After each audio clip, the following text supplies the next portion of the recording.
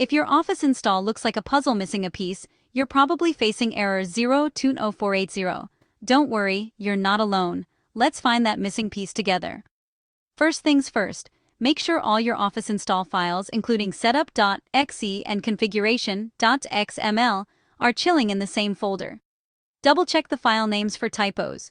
Trust me, configuration won't cut it.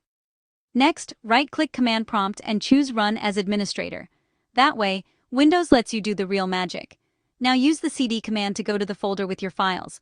For example, type cd-crot if that's where your stuff is.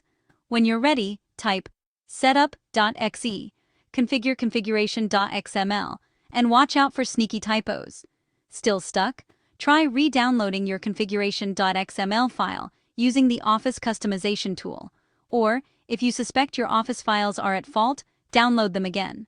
Finally, check you don't have another version of Office lurking around causing drama.